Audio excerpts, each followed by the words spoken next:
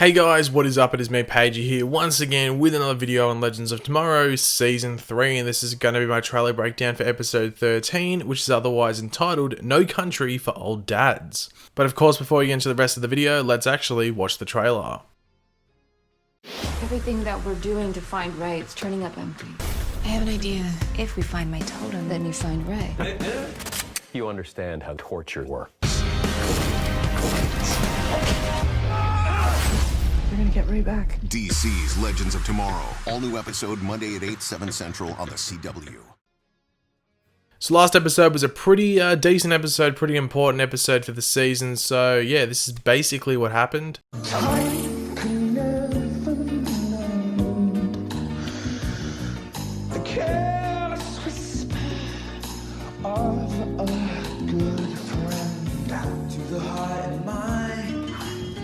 Ignorance is blind. There's no comfort in the truth.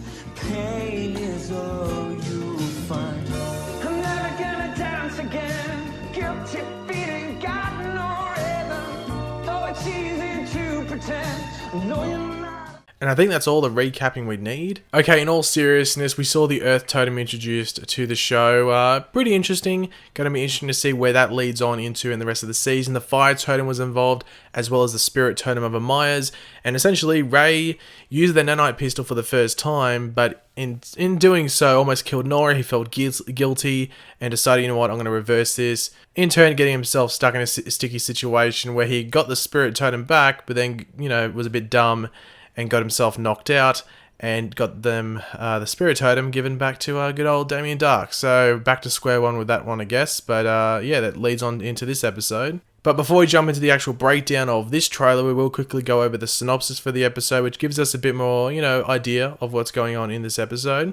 But of course, before that, be sure to let me know in the comment section down below what you're thinking of this trailer. What do you think's the best part? What are you looking forward to the most? Just let me know in the comment section down below. And of course, if you're going to enjoy the video, be sure to drop a like on it and subscribe to the channel if you're new. When Damien and Nora Dark take Ray hostage, they force him to try and fix the Fire Totem. But Ray tries to use the power struggle between them to his advantage. Ray and Nora find themselves working together in 1960s East Germany in order to fix the totem, but soon come face to face with a younger and deadlier version of Damien Dark. Meanwhile, Sarah seems to be taking positive steps in her personal life. Now, the first thing I want to say about that synopsis is that they do say that they will be coming up against a younger and deadlier version of Damien Dark in the 1960s in East Germany. Now, if you remember back to the Legion of Doom, we did have versions of Damien Dark from the 80s who didn't have his powers yet, so the only thing I can think of now is that he does have his powers in 1960, but like Mullis has somehow given in his powers or something like that. I'm not too sure what's going on, because from what they're saying in the synopsis, it's not the Damien Dark that we've been dealing with this season, who was the one that had been resurrected after dying in our Season 4. This is a younger and deadlier one. So would he have his like magical powers? Hopefully they explain that in this episode as to what's going on there. But we do see that Amaya is able to sense the whereabouts of her totem, figure out where it is, or like at least get like a radar of where it is roughly. So if they find the totem, they can find Ray, as they do say in the trailer. So that's a pretty handy thing that they have going on in this episode. As I said, we are off to 1960s Germany in this episode, East Germany to be exact. And from what I remember from history in school, Eastern Germany was a much more like communist state than that of West Germany when it was split. So I wonder if that will be present in this episode. Like, I think even nowadays, East Germany still has more like communism similarities, if that makes sense, in how certain things run.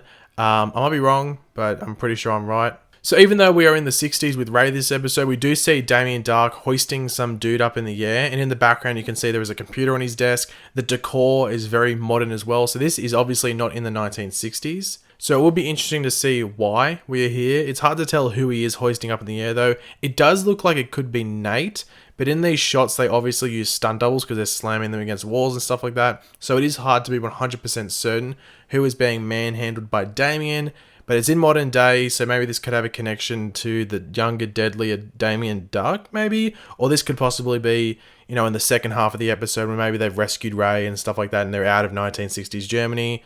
We'll have to wait and see, I guess. Wally West will be in a decent amount of this episode. Like, this is his introduction to the Waverider in this episode. I'm not necessarily sure if it's going to be like right at the beginning of the episode we'll have to wait a bit. I'm not too sure. But you do only see him for one quick shot here, and that's when Nate runs in as the Waverider seems to, once again, be going through some technical difficulties. Rip is also there in this scene, but he does get like a zoom-in shot in this trailer because Rip is special and he gets that cool zoom-in shot all the time.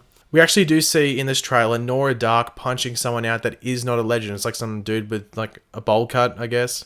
Now, she will be striking up a partnership with Ray in this episode, as the synopsis does say. Ray's taking advantage of her and her father's squabbling, if you want to call it that. Now, swinging Nora back over to the light side looks like it will be a very important part of this season. If we do remember back to episode 10 with Constantine, they were almost there, like trying to separate Nora from Malice, but it was too strong, that connection, and Damien took her back and was able to swing Nora back to their side. So if, you know, with this older version of Nora, they can somehow swing her to the light side, if you want to call it that, that will be a major play against the plan of Malice.